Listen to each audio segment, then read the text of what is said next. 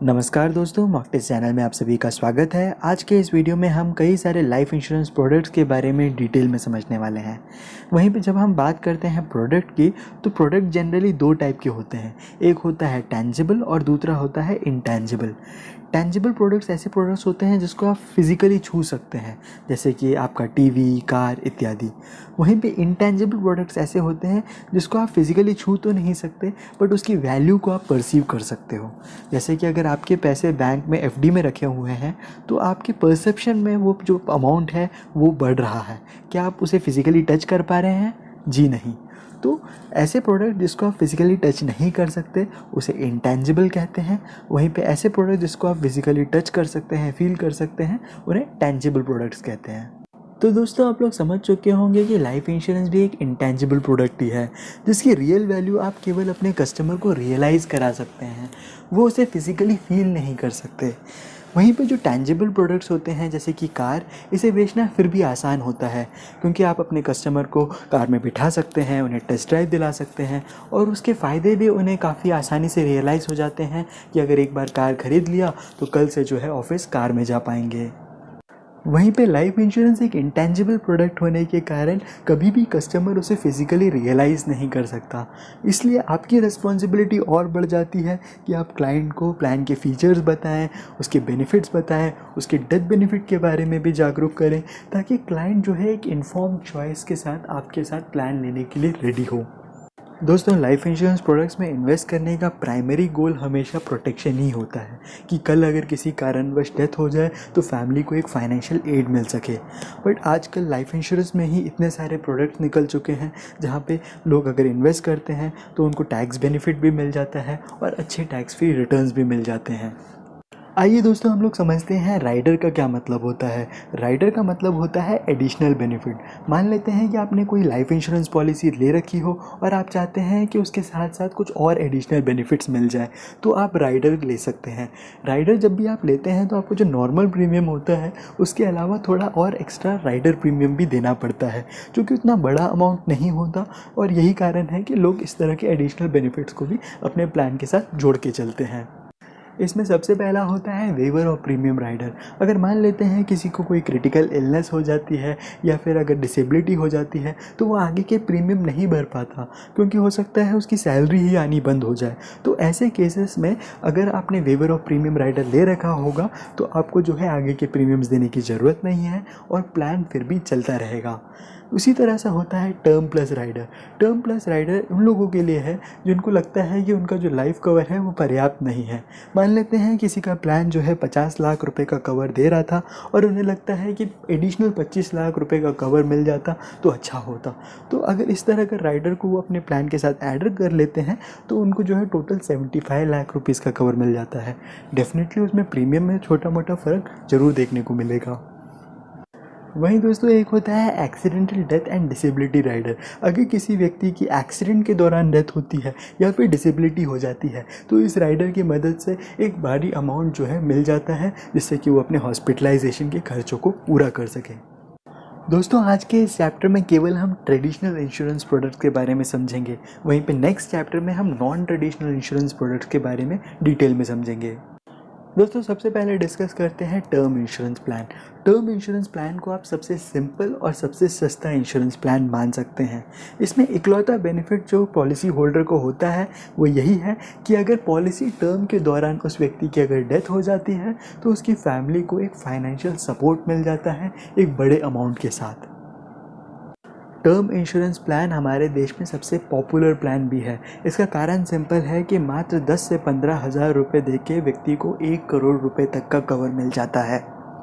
वहीं अगर इसके नेगेटिव पक्ष को देखें तो ये रहेगा कि अगर व्यक्ति की उस टर्म के दौरान अगर डेथ नहीं होती है तो उसके द्वारा दिया हुआ पूरा प्रीमियम अमाउंट के बदले उन्हें कुछ वापस नहीं मिलता, क्योंकि इस प्लान में कोई भी मैच्योरिटी वैल्यू नहीं होती।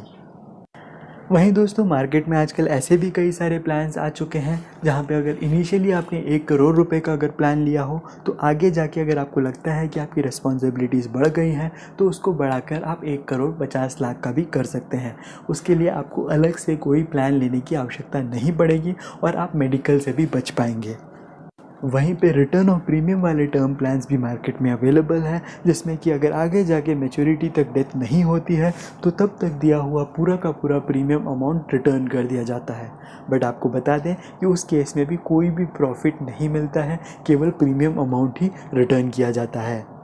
दोस्तों, टर्म इंश्योरेंस का बहुत ही इंपॉर्टेंट रोल है मॉर्टगेज इंश्योरेंस में। जब भी आप कोई होम लोन लेते हैं, मान लेते हैं 25 लाख रुपए का होम लोन लिया, उसके साथ साथ आजकल जो है वो आपको 25 लाख रुपए का इंश्योरेंस कवर भी देते हैं, ताकि अगर किसी कारणवश डेथ हो जाती है तो फैमिली के ऊपर एक फाइनेंशियल प्रेशर ना आए जिसके चलते उन्हें घर छोड़ के निकलना पड़े। तो इसके लिए आजकल मॉर्टगेज इंश्योरेंस के बारे में भी आपको नॉलेज होना चाहिए।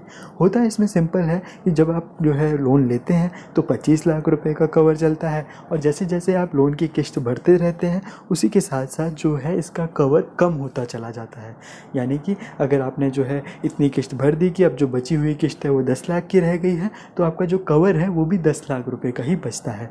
तो ऐसे में अगर किसी कारणवश डेथ हो जाए तो जो 10 लाख रुपए का फाइनेंशियल बर्डन है वो आपकी फैमिली के ऊपर नहीं आता, बल्कि लाइफ इंश्योरेंस कंपनी उसे भर देती है। आइए दोस्तों, अब हम समझते हैं वोल लाइफ प्लान को। वोल लाइफ प्लान को हम परमानेंट लाइफ इंश्योरेंस पॉलिसी भी कहते हैं। इसका कारण सिंपल है कि यहाँ पे टर्म प्लान जैसे कोई फिक्स्ड टर्म नहीं होता, यानी कि जब कभी भी पॉलिसी होल्डर की डेथ होगी तो उस समय जो है उन्हें अमाउंट दे दिया जाएगा। और यही कारण है कि इसके जो प्रीमियम्स होते हैं वो टर्म प्लान के मुकाबले काफ़ी ज़्यादा होते हैं, क्योंकि टर्म प्लान में कहीं ना कहीं प्रोबेबिलिटी रहती है कि व्यक्ति की जो है उस टर्म के दौरान डेथ ना हो। इस वजह से इसके जो प्रीमियम्स होते हैं वो थोड़े सस्ते होते हैं। वहीं पे इस तरह की कोई एम्बिग्विटी जो है वो लाइफ प्लान में नहीं होती, क्योंकि जब भी कभी डेथ होनी है तो लाइफ इंश्योरेंस कंपनी को पैसे देने पड़ते हैं, और यही कारण है कि यहाँ पे जो प्रीमियम अमाउंट है वो ज़्यादा रहता है। दोस्तों, वोल लाइफ प्रोडक्ट आप केवल उन लोगों को सजेस्ट कीजिएगा जो कि अपनी नेक्स्ट जनरेशन के लिए वेल्थ क्रिएट करना चाहते हैं। कभी भी ऐसे व्यक्ति को वोल लाइफ प्रोडक्ट मत सजेस्ट कीजिएगा जो कि खुद के लिए वेल्थ क्रिएट करना चाहता है, क्योंकि आपको बता दूं कि वोल लाइफ प्रोडक्ट के जो प्रीमियम्स होते हैं वो ज़्यादा होते हैं, और कहीं ना कहीं श्योर शॉट प्रोडक्ट है कि अगर डेथ होगी तो जो है अमाउंट मिलकर ही रहेगा, और जो भी अमाउंट मिलता है वो प्रीमियम के मुकाबले काफ़ी ज़्यादा होता है। तो इसके जो रियल बेनिफिट्स हैं वो तभी मिल पाते हैं जब इन्वेस्टर है उसकी डेथ हो जाए। तो इसका जो रियल बेनिफिट उस व्यक्ति को कभी नहीं मिलेगा, बल्कि उसकी नेक्स्ट जनरेशन को मिलेगा। दोस्तों, नेक्स्ट हम आते हैं एंडोमेंट पॉलिसीज़ में। ये ऐसी पॉलिसीज़ हैं जहाँ पे हमें सर्वाइवल पे भी बेनिफिट मिलता है और डेथ पर भी बेनिफिट मिलता है। दोस्तों, आप लोगों ने इनकम प्लान, चाइल्ड पॉलिसी या फिर मनी बैक प्लान के बारे में तो सुना ही होगा। ये कुछ ऐसे प्लान्स हैं जो कि एंडोमेंट प्लान्स की क्राइटेरिया में आते हैं, जहाँ पे कुछ सालों तक जो है आप प्रीमियम भरते हैं और आने वाले सालों में आप उसके बेनिफिट्स लेते हैं। ये बेनिफिट्स इनकम के रूप में हो सकते हैं या फिर मैच्योरिटी के टाइम पे एक बड़ा लमसम अमाउंट के रूप में हो सकते हैं। वहीं पे ये पूरे पॉलिसी टर्म के दौरान अगर किसी कारणवश डेथ हो जाए तो नॉमिनी को जो है एक बड़ा अमाउंट दे दिया जाता है, जिससे वो अपने फाइनेंशियल खर्चों को पूरा कर सके। दोस्तों, जब भी आप किसी लाइफ इंश्योरेंस पॉलिसी के प्रोडक्ट ब्रोशर को पढ़ेंगे तो उसके नीचे जो है आपको कहीं ना कहीं ऐसे शब्द देखने को मिलेंगे जैसे कि लिंक्ड, नॉन लिंक्ड, वहीं पे पार्टिसिपेटिंग, नॉन पार्टिसिपेटिंग। आइए हम इन शब्द के पीछे की मीनिंग्स को समझ लेते हैं। वहीं पे अगर आपने कोई पॉलिसी में लिंक्ड शब्द देखा है तो इसका मतलब इस प्लान के जो रिटर्न्स हैं वो मार्केट बेस्ड रिटर्न्स है, यानी कि मार्केट में आए उतार चढ़ाव का जो फ़र्क है आपको इस प्लान के रिटर्न्स में देखने को मिलेगा। वहीं पे अगर आपके प्लान के नीचे नॉन लिंक्ड लिखा है, इसका मतलब मार्केट के रिटर्न्स का इस प्लान पर कोई प्रभाव नहीं पड़ेगा। अब हम पार्टिसिपेटिंग और नॉन पार्टिसिपेटिंग के बीच में भी फ़र्क को समझ लेते हैं। पार्टिसिपेटिंग प्लान्स ऐसे प्लान्स होते हैं जो कि लाइफ इंश्योरेंस कंपनी के प्रॉफिट में भी हिस्सा लेते हैं, यानी कि अगर लाइफ इंश्योरेंस कंपनी को बहुत बड़ा प्रॉफिट होता है तो उस प्रॉफिट का कुछ हिस्सा जो है वो अपने पॉलिसी होल्डर्स के साथ भी बांटता है। वहीं पे जिस व्यक्ति ने भी इस तरह के प्लान्स दे रखे होंगे तो उनको जो है रिटर्न्स फ्लेक्सिबल मिलेंगे, यानी कि किस साल में ज़्यादा प्रॉफिट हुआ तो ज़्यादा रिटर्न मिलेगा, किस साल में कम प्रॉफिट हुआ उसमें कम रिटर्न मिलेगा। वहीं पे जो नॉन पार्टिसिपेटिंग प्लान्स होते हैं वो कंपनी के प्रॉफिट में हिस्सा नहीं लेते।